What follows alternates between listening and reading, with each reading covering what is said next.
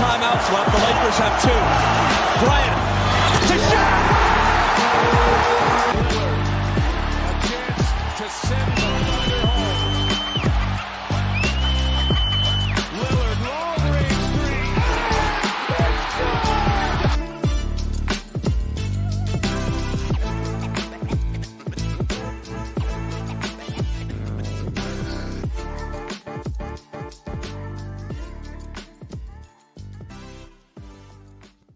That was awesome. That was the first time I've man. seen it, but that was the first time I've had the headphones in, really watched it like that. That's awesome. Yeah, it's legit, man. The guys always give me a hard time because every time it cuts off, I'm sitting here bobbing my head still like, oh yeah, this is legit.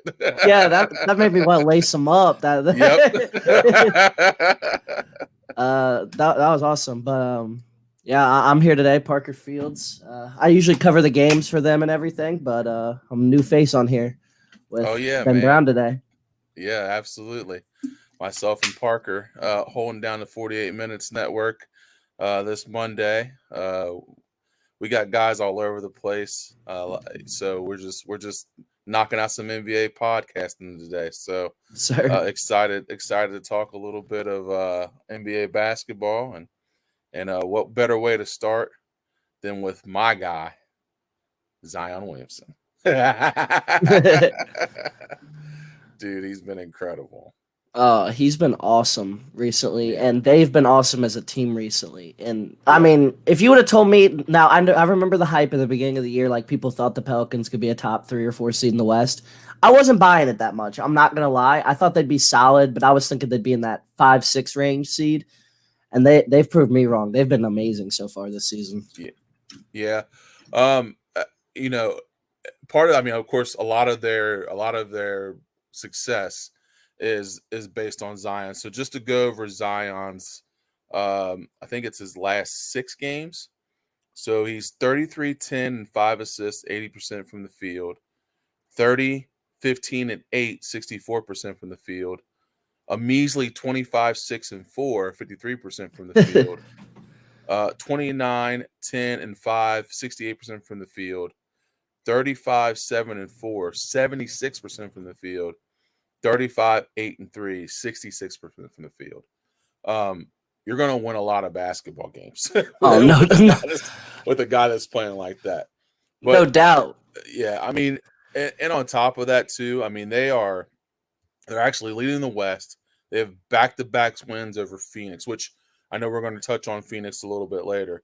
They're 9-1 in their last 10 and won 7 in a row.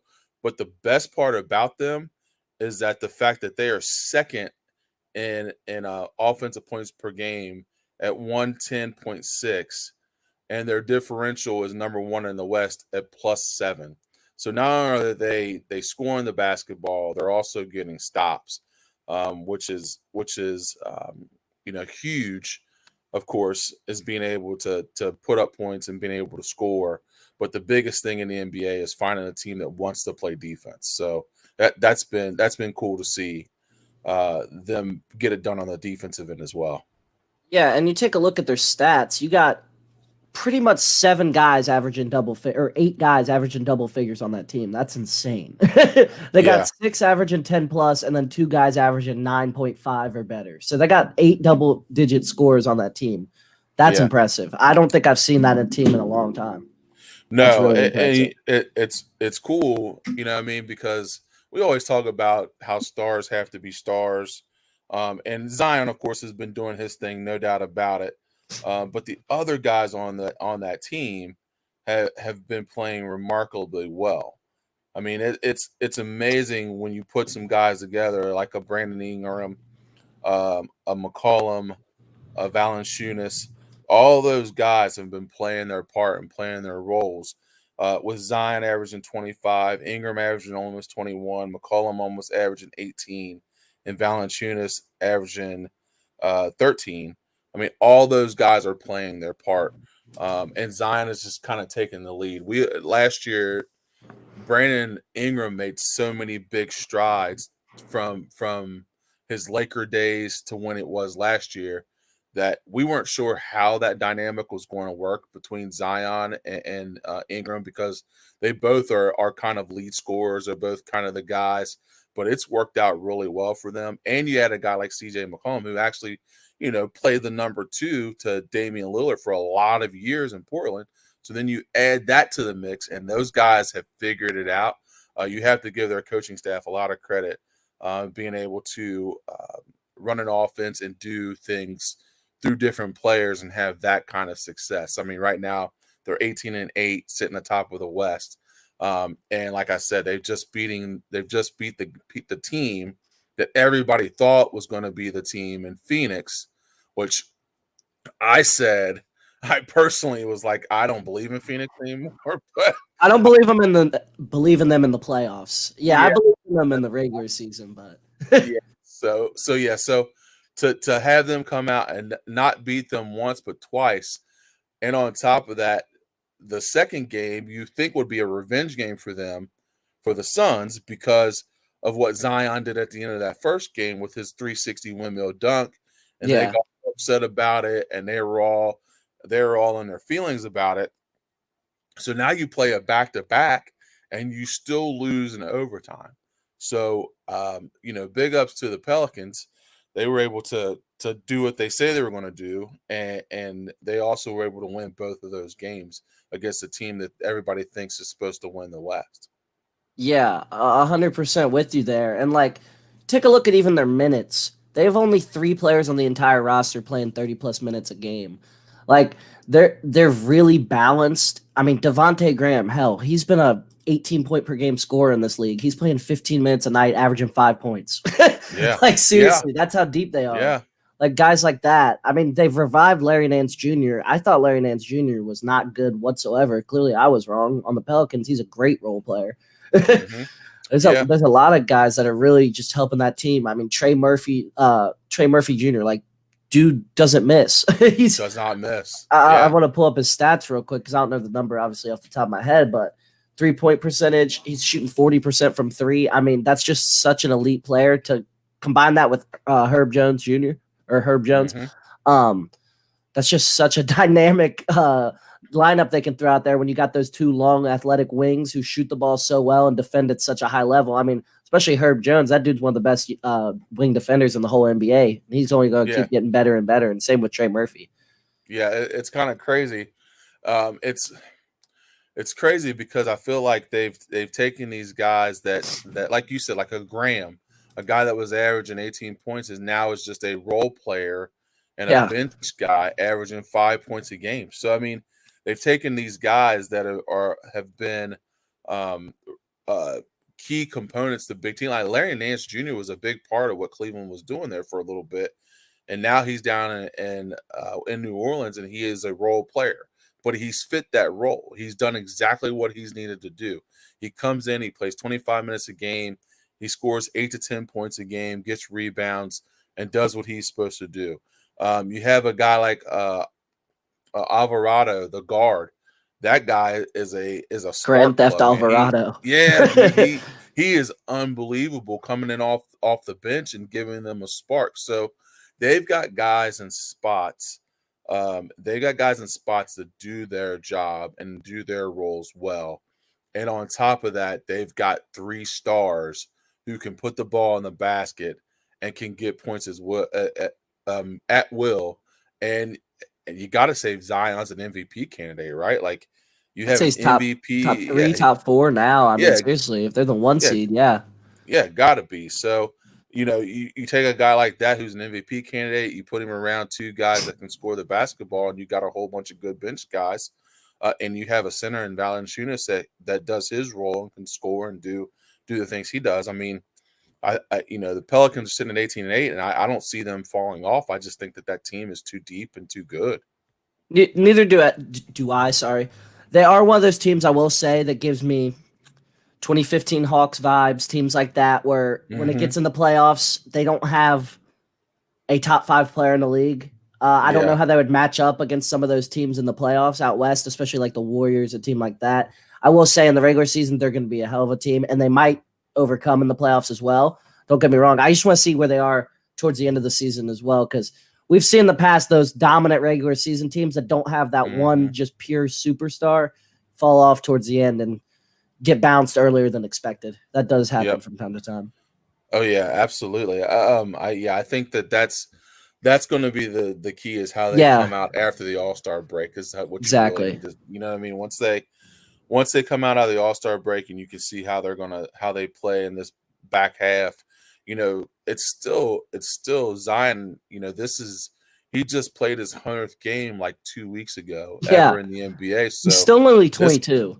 yeah, so this guy is still learning how to play. He still hasn't played what you would call a full season in a playoff. So I mean, Yeah. how's his body going to react playing all these games, um, and leading into the playoff time and playing these long stretches? So that'll definitely be interesting to see how he holds in. I think the other guys will be well. Zion will be the key though.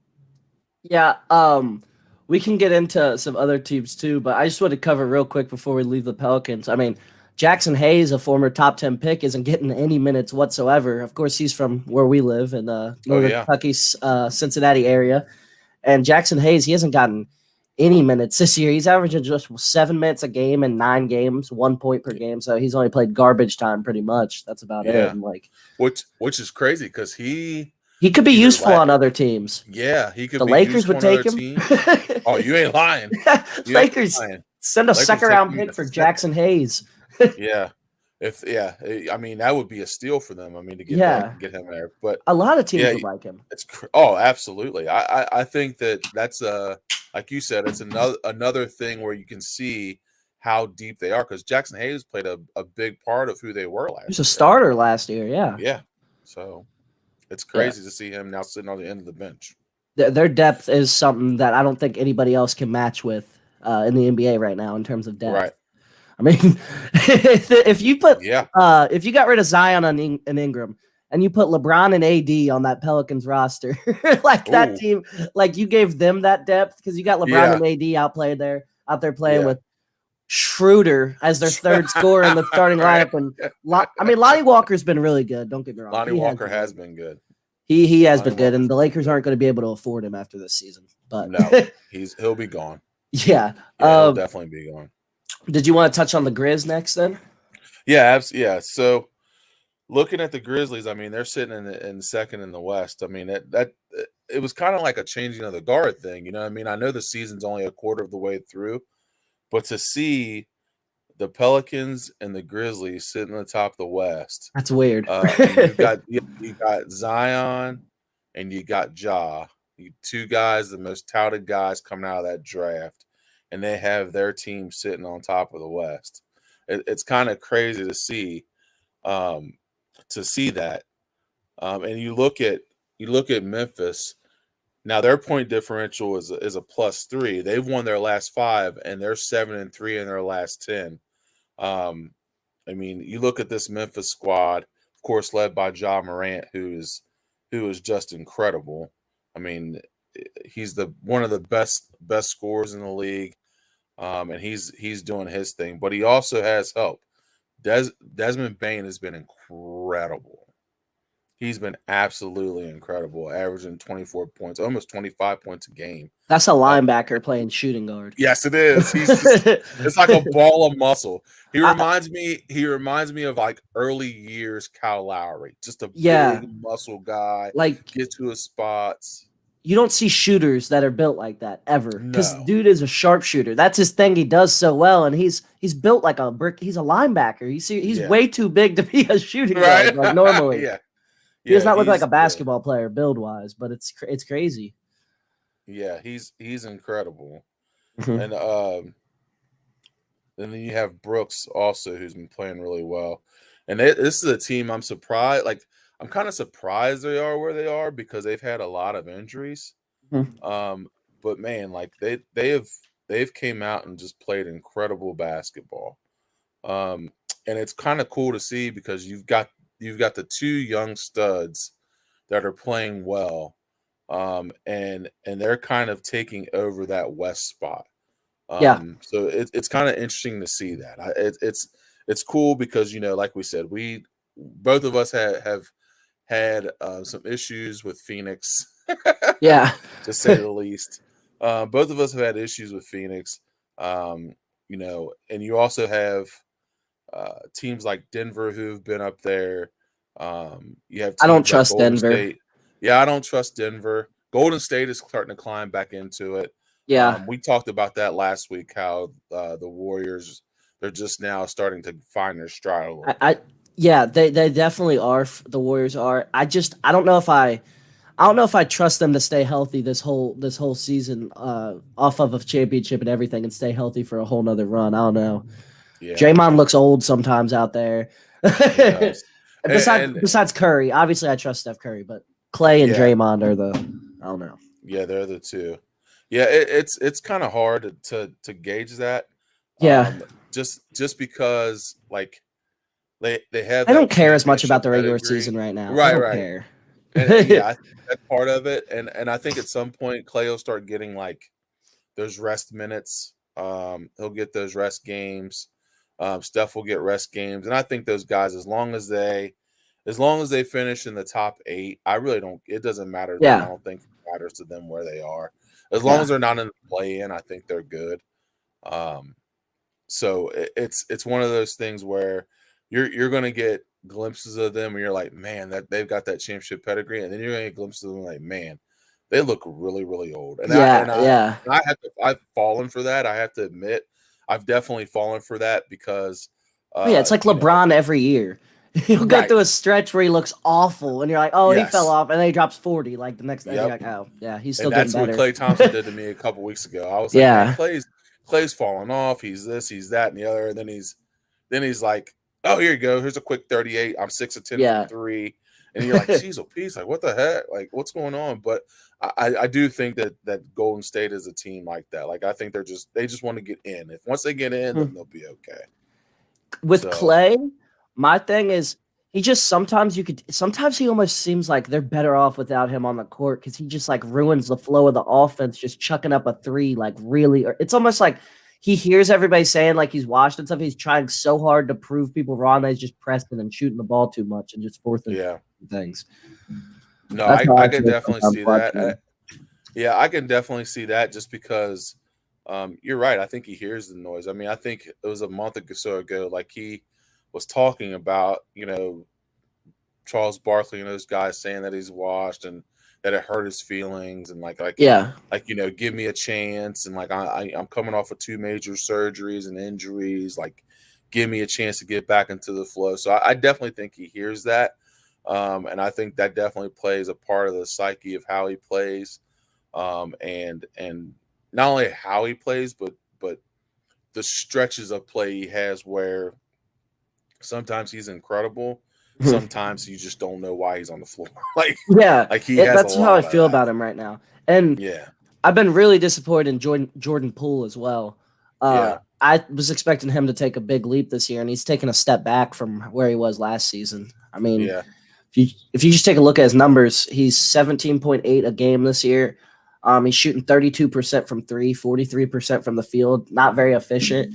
I think the Warriors were expecting a step up to like, okay, this dude needs to start and he should be an all-star, not coming off the bench anymore. And right now it's like he's an inefficient 6-man right now, a Jordan Clarkson. That's like how he's playing right now. Yeah. Yeah. I it's crazy, man. I think sometimes success can be good, but I think success can be bad sometimes too. Yeah. And I don't think anybody will say this, and I know maybe people have said it, but I think him and Draymond, when they had that confrontation, I think that was part of the issue. For I think sure. that was a lot of part of the issue. I think that Jordan Poole was feeling his own success, and I Mhm. think Draymond was kind of tired of it. I agree with you on that. So he put the paws on him and punched his lights out. Yeah. But I'll I never think say that that though. no, they'll never say that. They'll never admit to it. But I definitely think that was part of it. And I think that Poole is playing that part. I think he's not playing to his potential, and he's not playing to where they thought he would be. But I think part of that is because of the success he had. and the money they paid him, sometimes that can be a good thing. Sometimes it's a bad thing. So, Yeah, I'm with you there. Take a look at Wiggins. He's been a just star again for them once again this year. mm-hmm. He needs more touches, and some other people need to get a few less touches, in my opinion, on the Warriors. I agree with that. I was always high on Andrew Wiggins. Like when he was in Minnesota scoring 24 a game and just inefficiently scoring that, I always in the back of my mind was like, if you put this dude on a good team and a good culture and let him be your number 2, number 3 option, he'd be an all-star. And like you see what he does on a good team. I mean, he plays defense at one of the highest levels in the league. He's shooting 45% from 3 this year, 51% from the field. Why is this guy not shooting the ball more is my question. Yeah, well, I think part of that too is that, like you said, I think that it's the Klay Thompson effect, right? Like, like I think Klay is on the floor now. He's not giving into the fact that he's not the second best player on that team anymore. Yes, exactly. Yeah, you know, and I think that's a big part of it. Klay is I think he's really trying to be his old self again. And at that point, I think it's to the detriment of Wiggins, who's still playing really well. Yeah, but with less opportunities. Exactly. So, I mean, 45% from 3. Yeah, I mean, he's lighting it up. Yeah, he's definitely lighting it up. So, but yeah, I think Golden State's a team that if they're there in the end and they're in a playoff spot, I think that's all they're worried about. I don't think they're really too concerned about. I don't think they're too concerned about being in the top 4 or 5. I just think they just want the opportunity to be in. Mm-hmm. And I think that they're going to be all right. I agree with you 100% there. So let's get into the other team that really doesn't care. As long as they make the play in this year, God, the Lakers. I mean, they've definitely been a lot better. They started out 2-10, of course. They've won, I think it's 9 out of their last 15 now. Or 14, 9 out of their last 14. And they're 11-15 now. Anthony Davis has been playing like the best player on the planet. Mm-hmm. He seriously has, even though they haven't been winning that much. 6 out of 8 years in the finals, they need to create their own motivation, Josh said. I agree with that. I agree with that. I just think Klay thinks he's not accepting the fact that he's lost a step from that injury. And that's tough. I mean, that's tough for sure. I mean, we're asking somebody to do something super tough. But it's just, if you watch the games, you can tell he's just lost a step and everything. Yeah, that's hard to accept for a guy that's been a superstar, right? You know what I mean? Yeah. That he's a splash brother. Like you know what I mean? Like those two ride together, you know what I mean? So it's hard that he's been out the last 2 years. Especially Curry's getting better as he ages into his mid-30s. Yeah. I mean, it's incredible what Steph's able to do. Oh, yeah. Especially with all the games he's played. I mean, that guy's played deep into the playoffs every year he's been in the league almost, and he's still just incredible. His body's holding up since that. I mean, he still gets injured here and there. Like he still has some ankle problems every once in a while, but they're not ever to the extent how they were early in his career. He always ends up coming back, and it isn't an issue for another 2 years. It just pops up every once in a while. Last year he had the wrist injury, I think. Yeah. So, no, that's definitely it. But he still continues to just amazed at how easily he scores the basketball. Like it's just incredible. So, I do think you're right with that, Josh. I think that they're trying to create their own motivation, but I think part of that too is being able to find that right fit and that right feel. And making Wiggins the number 2 and Klay kind of the 3 or the 4. Yeah. So I think that's kind of where they've got to find it. Because, I mean, clearly Curry is the 1. So. Oh, yeah. Yeah. So, I mean, it's just finding that fit where, if it ain't your night, you got to be able to trust that Wiggins, which, like you said, is shooting 45% from 3. Yeah. Is able to get it done. So yeah, the thing is, he's still the second leading scorer, even though he's not taking the second. I think he's taking the 4th and most amount of shots on the team, but he's the second leading scorer. He's still averaging 20.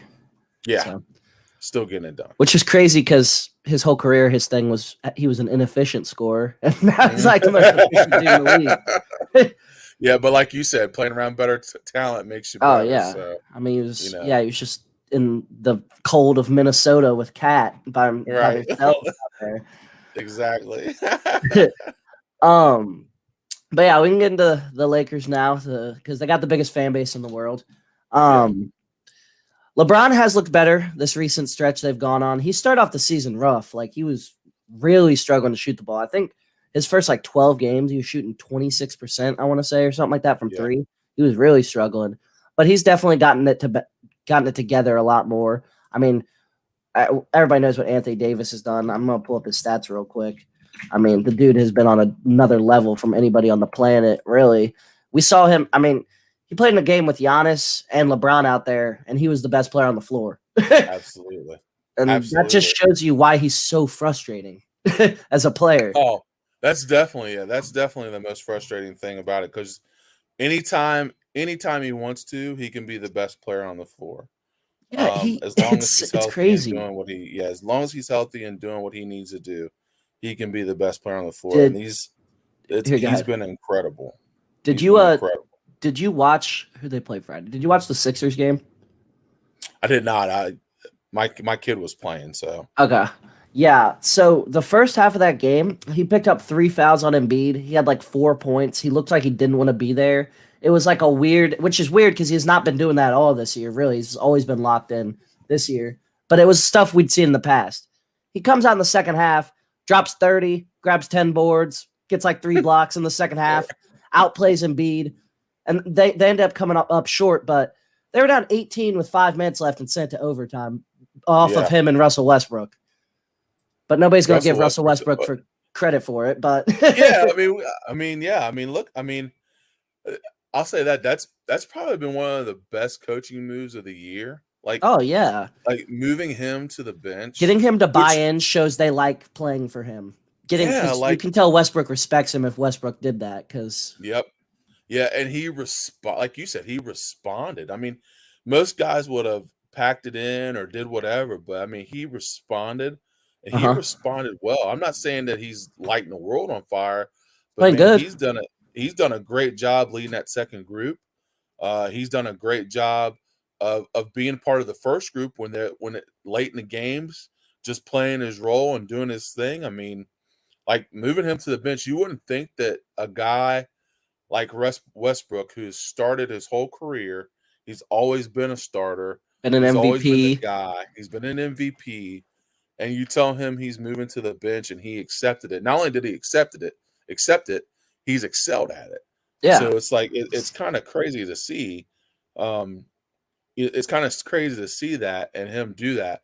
And then, they also are getting good play out of guys like Lonnie Walker. I mean, like you said, Lonnie Walker, they're not going to be able to afford him next year. Everybody made fun of that pickup too. Bill Simmons, Ryan Russillo, all the big guys. I remember listening to podcasts during the summer. They all said that was by far the worst mid-level exception a team used. He's probably been the best mid-level exception anybody got. Yeah, absolutely. I mean, he's done a great job as far as playing his role and being able to hit shots and shooting the ball from the field, and he's been at some nights been their second best player. I mean, so yeah, especially when LeBron was out for that little bit of a long stretch. He's on the season 16-2-2, 48% from the field, 39% from three, 87 from the line.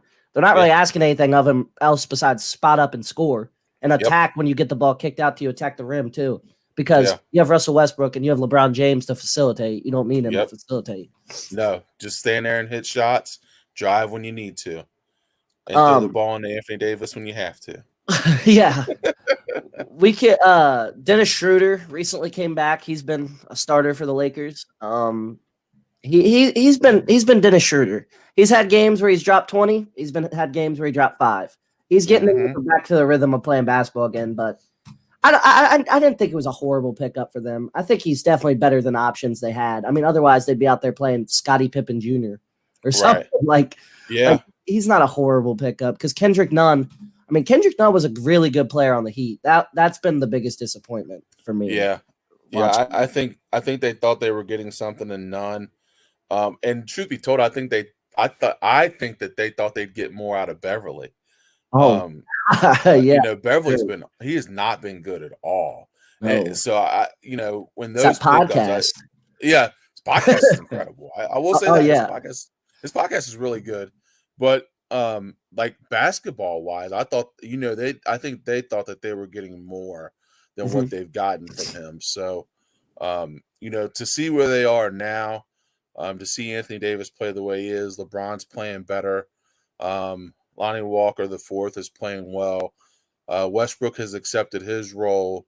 You get Schroeder back to replace some of the minutes that Beverly's probably getting, just because Beverly just has not played really well. So it'll be interesting to see. I want to see how they play up to the All-Star break, because they've got a good stretch of games here coming, and have the opportunity to be able to make up some ground there in the West. Yeah, they got the Celtics tomorrow night, so that's a test for them for sure. That's the best Yeah. team in the NBA. They got a big test tomorrow night.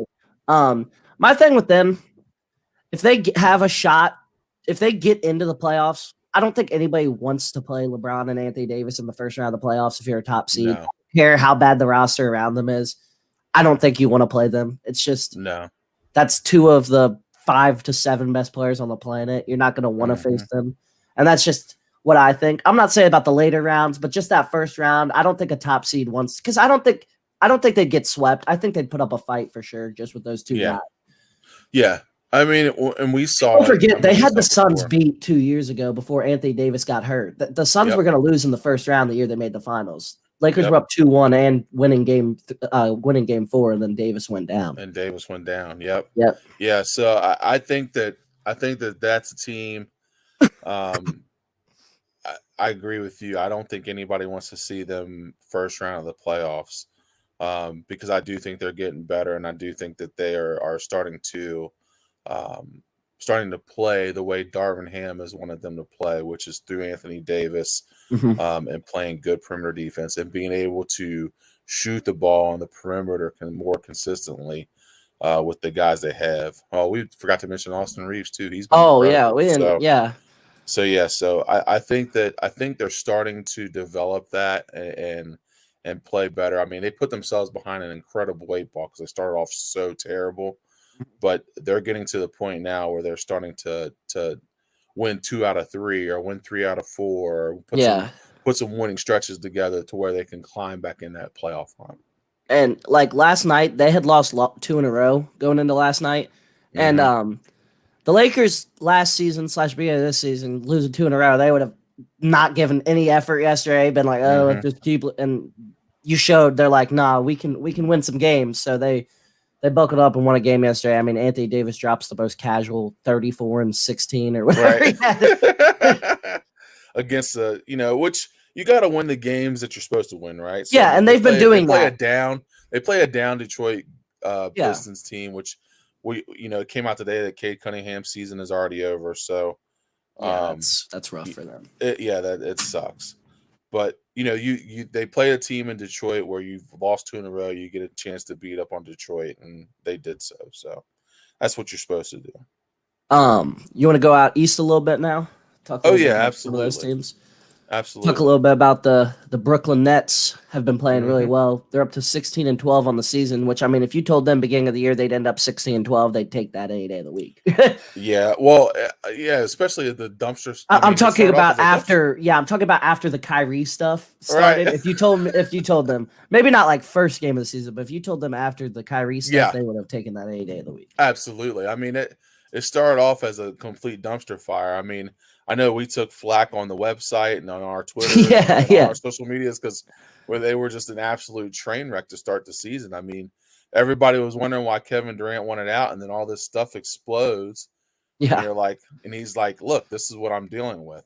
But, now they're climbing back into it. You got a healthy Kyrie who is back and playing well.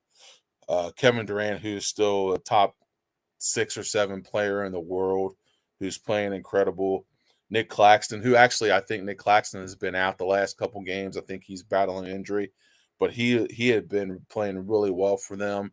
You got TJ Warren just got back for the first time, and I think he missed like 2 years. Yeah, TJ Warren's been since out the bubble. The bubble. Remember, TJ Warren was fucking incredible. I think he was playing for my Pacers, and we were like, oh yeah, we're gonna get this thing done, and we got Bubble TJ Warren, baby, and he's now on the vet he minimum 2 years later. right, right, and he's been out 2 years. So yeah, but yeah, I mean, I think that their roster is starting to just kind of go get into place. I think, like you said, when you have stars on your team, and you can say what you want about Kyrie or whatever, but the guy's he's a phenomenal star. basketball player. And you have Kevin Durant, who's a phenomenal basketball player. You get a guy like Joe Harris back into your rotation. Ben Simmons actually was playing really well until he got hurt. But he actually was starting to look like some semblance of what he used to be, where he was putting in, together 10.9 rebound, 8 assist games, where that's where he is, and he plays good perimeter defense. So he was there until he got hurt, but they're getting also contributions from my boy Tim Daniels' guy Edmund Sumner, who's giving them good contributions. They get Seth Curry back off of injury, so he's back there shooting the ball well. So there's a lot of different components to this Nets team that now all of a sudden are starting to form, and they're starting to play good basketball, and they're getting a lot of their pieces back after the dumpster fire that everything was before. It's funny how much better their roster actually has gotten since last season. Last season they had Kessler Edwards starting. Yeah. he's played in 12 games and averaging 5 minutes a game. Yep. That's because last year that kid started at small forward a good chunk of his rookie year. Yeah. Yeah. I mean, Sumner's been a great pickup. Super efficient scoring the ball. Been great. Watanabe, he's been a shooter for him. He's really played well as well. Royce O'Neal was a really underrated, really good pickup. He's giving him 36 minutes a night. He's just one of the best 3-and-D hard-nosed players in the NBA. And he's been a really good pickup for them. They didn't really have that last year at all. No, and that's where they struggled, right? They weren't physical. Defense. They weren't physical. They didn't play very good defense on the perimeter. Scoring was not an issue. Scoring was definitely not an issue. Playing perimeter defense was. You pick up a guy like Royce O'Neal. Like I said, Nick Claxton is also a very good defender when he's healthy. So you have those guys, and then if Ben Simmons is healthy, he's one of the best perimeter defenders as well. So I think once they get some of those guys back, I mean, they're playing well now, and they've moved themselves up in the East. But once they get those guys back, it'll be interesting to see how well that continues to go for them. So, and I like Claxton a lot. I really like him as a rim protecting center and everything, a rim roller. I really like Claxton. I think he's a good fit with that offense. They don't really need a floor spacing big man, so that works for them. No, yeah, and he's done a good job protecting the rim, and he's done a good job of like you said, rolling to the rim and getting to the basket and creating problems. So he's been a welcome. He was there last year, not in as a big of role, but he's definitely playing a bigger role now. Mm-hmm. Yeah, that pickup. I was going to comment, Josh. Jacques Vaughn been a difference? I'd say so. I think so. Yeah, I'd say so. They definitely like playing for him a lot more than Steve Nash. I don't know what it was in Brooklyn. You'd think those guys, the way they are, they'd respect playing for a guy who's been at their level, but they didn't. Yeah. No, but you see that a lot, man. You see guys that are stars be head coaches, and they struggle because they want everybody to do the things that they did. So when you have somebody like a Steve Nash who's been an MVP, he's played in big time games, and I think those guys have a certain level of expectation for those guys, and they don't understand that there's a difference between their game and their current players' game. So I think they struggle with that. Jacques Vaughn was a good player. I mean, at Kansas, he was incredible, but he was a so-so NBA guy. Same thing like Darvin Ham. Darvin Ham's was a role player in the NBA. Role player, play their role, did what they were supposed to do. And I think that guys, I think Jacques Vaughn is more relatable. And he seems like more of a player's coach than what Steve Nash was. Yeah. Um, Other team, we got the Celtics. They've been by far the best team in the NBA this league. I mean, Jason Tatum, in my opinion, I don't think it's close right now who the MVP would be. I think it's Tatum, and it's Tatum Yeah, to lose right now because the thing is, they have the best record in the NBA. But the shocking thing is Tatum's putting up Giannis, Doncic stats, which was the step that like I don't think anybody was expecting 30 plus from Tatum this year. yeah.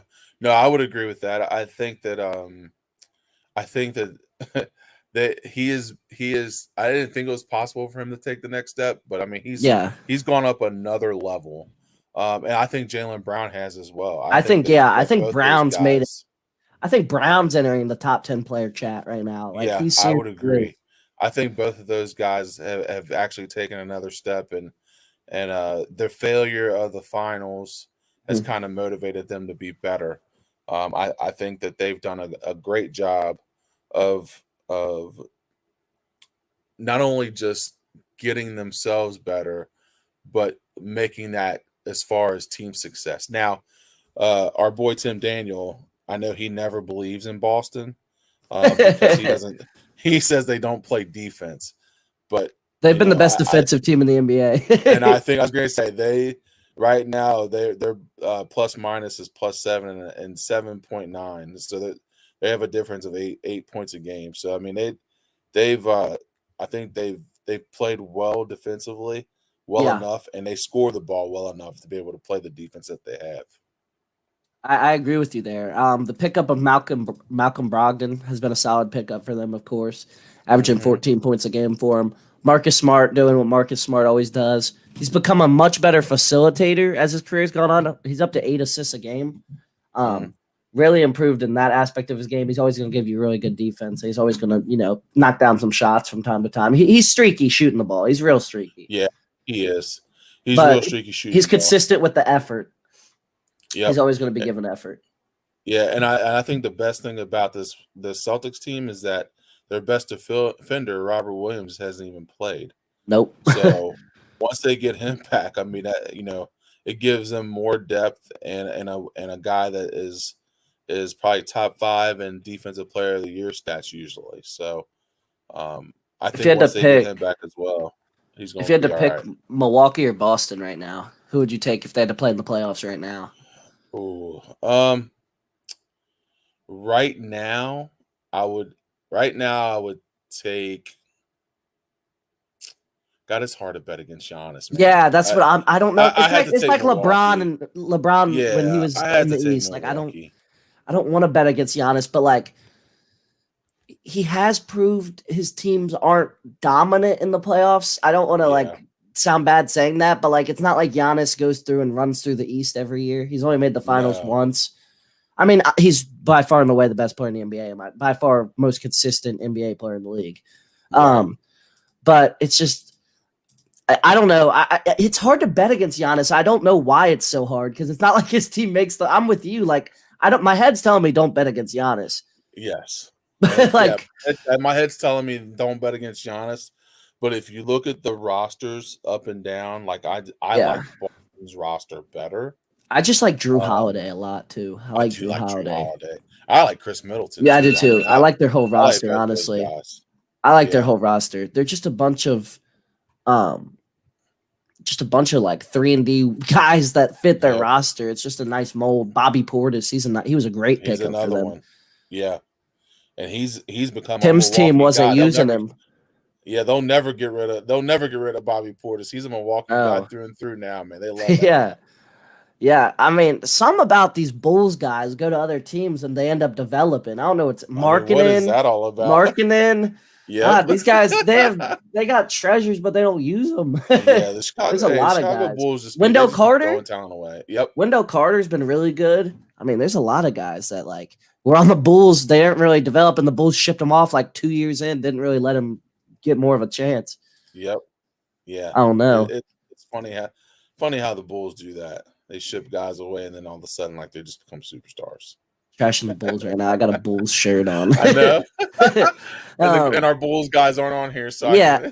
I got a lot of teams like a shirt from a team though. It doesn't mean I like the team. I just got a lot of different like team shirts and stuff. Oh, yeah. Let's talk about a little bit about your team though, because they've been one of the surprises in the whole NBA this year. I mean, a lot of people thought they were in the Wembanyama sweepstakes at the beginning of the year, and they're not. They're not at all. They're 14 and 13. Looking like they can definitely, if they can hold this up, they'll be a playoff team. I mean, Tyrese Halliburton's one of my favorite players in the NBA. He's awesome. He's incredible, man. That guy is the engine that gets everything going, and he's played incredible. But I got to talk about our two rookies, Nimhard and Mathurin, dude. Those two have been incredible. I mean, Mathurin's our second leading scorer. Were you on the draft show this year? I was. You were. I couldn't remember if you were on there. I took Benedict Mathurin in like the mock draft. I took him 4th, and I got like everybody was like, "Oh, Ivy." It was right. You were definitely right in the long term, but right now, I said personally, I think he's one of my 3 favorite prospects in the draft. I said that, but obviously, you could get other guys at those top spots, but. Look how he's performing. They were telling me he should go like 7th and stuff, and it was like I drafted him and it went silent in the chat, like or in the call. You're like, what? It went silent in there. I was like, I like him. I was like, I'm gonna take who I would take if I was their GM. And look, he's been a lot better than Jaden Ivey so far. I mean, maybe not in the long term. You don't know yet, but right now he looks a lot better. I mean, he's the rookie of the year. I mean. Oh yeah, I like Ben Caro. He hasn't played enough. If it ended today, in my opinion. So I think Mathurin, he's been incredible. Off the bench too. Off the bench. Started one game all season. Started one game, man. So, but I like our roster. Our roster fits Rick Carlisle better. Young, athletic wings, guys that can play defense. Those are that's what. He was looking for, and Miles Turner. I mean, Miles Turner has been incredible this year. Probably defensive player of the year so far. I mean, he's been lights out. Him or Davis. Yeah, him or Davis, either one. But and they might play together. He's been incredible. Right? I know. Do you want them to make that trade, or do you want them to stay like afloat how they are? Dude, it's hard to say. Are those 2 picks even going to be that good? Honestly, I mean, they could. Right, be. Exactly. But you don't know. I think that you have to stay where you are. You got to stay in pat. I mean, you've got a chance to make it the playoffs when nobody thought you were going to make the playoffs. Yeah. So, if you start falling off, right. If you're at the trade deadline, you're 10 games under 500. Sure. Yep. Yeah. But right now, I mean, especially when you have such a young core and you're playing like this, what's the point? Because Halliburton, Mathurin, they're not going anywhere. No. Why wouldn't you want to get them some playoff experience right now? Yep. Because those guys aren't going anywhere. Oh yeah, they're locked in. So it's not like Buddy Hield and Miles Turner are gonna get you like they're not gonna bring back exactly. Like these picks are a long time in the future. They're 5 and 7 years in the the I was gonna say it's like they're drafting like a 10-year-old right now in the 2029 draft. 2027, 2028 draft. Something crazy. Yeah. So. It's like these guys are like 12, so right now. Whoever they're gonna draft. They're ready. Yeah.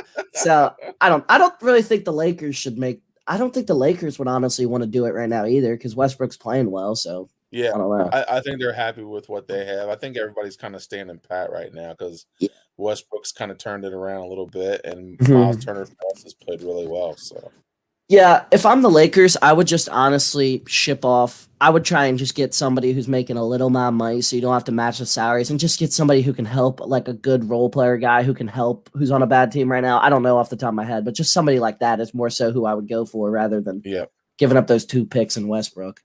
No, I agree. I definitely agree. We could talk a little. I gotta get out of here soon, but we can go over one more team I wanted to touch on if you're cool with that. Yeah, absolutely. I wanted to talk about a little bit about Tim's team, the Bulls. You guys have probably talked about this a lot, but do you think they should blow it up? I think they should. I mean, I honestly don't follow the Bulls as much, of course, as the other 3. Yeah.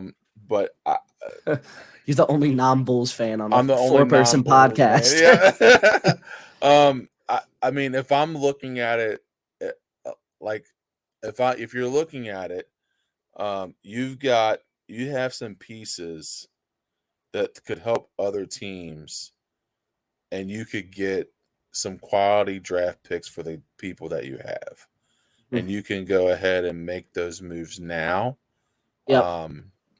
And you, I don't follow as much college basketball as you all do, but my understanding is that these next couple of drafts should be pretty good, and you can get some good players and draft picks for the guys that you have now.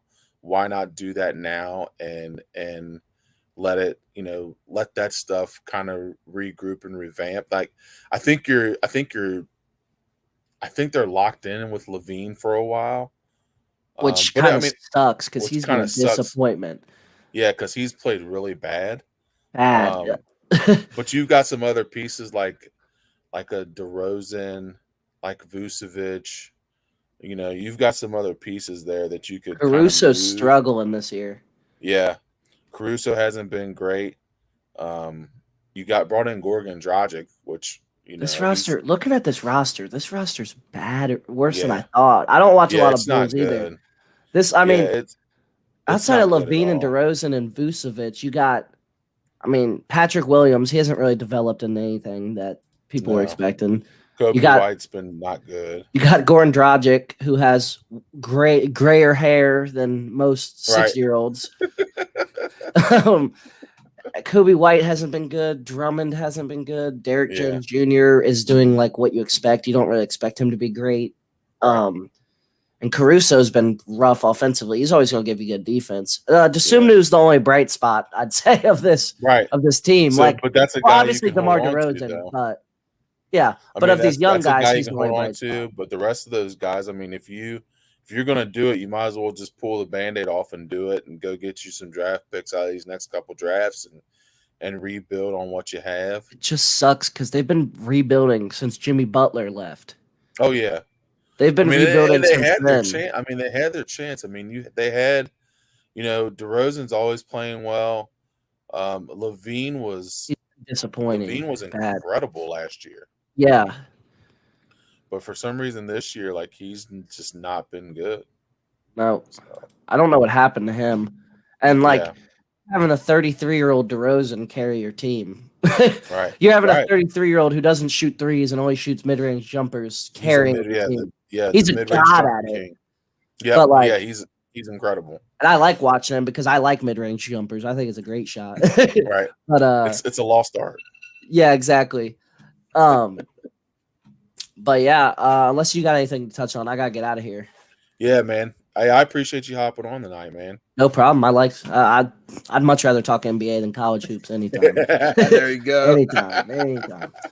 This was fun. Hey, anytime you guys need somebody, because of course Tim won't be on for a while. Anytime you need somebody, I'll come on. As long as I don't have anything, I'll come on for sure. Oh, yeah, that would be awesome, man. That would be awesome. And also, I want to give you guys a shout-out, man. Y'all's coverage of the Crosstown Shootout and all of y'all's college coverage, dude, it's been incredible. Especially, shout-out Michigan, Kentucky 24 and shout-out Luster and shout-out you guys, man. Y'all's coverage has been incredible. The pictures, the recaps, everything you guys have done has been it's been awesome. Appreciate it. And that game was insane. It was insane. I didn't get a chance to watch it. I was down at my son's game and didn't get a chance to watch it. And Tim's sending out these tweets, and I'm watching. I'm like, oh man, Xavier's blowing him out. And then second half kicks in, and it's like, oh man, it's only 10. It was hard not to want UC to pull that out when it was going like that. It was like, because I really don't care. I really don't have a bias towards either team. I'm a Kentucky. Yeah, me either. Yeah, I don't really. I'm kind of in the air either way, and I just kind of wanted it to be an overtime game. Is really what I wanted. I just wanted UC to pull it out and get to overtime. And real quick on that, you don't call that foul. They called a last-second foul driving to the rim. The number one thing they teach you when you're younger, you shoot a jump shot on the last play of the game because you're not going to get the call. I don't never get the call. You know how many games I've drove to the rim and got hacked and they don't call it at the end of the game? They don't call it. And they call it there, and that was a bad end of the game. But this was really fun. Thanks for having me on. Hey, man, I appreciate it. Thank you. No problem.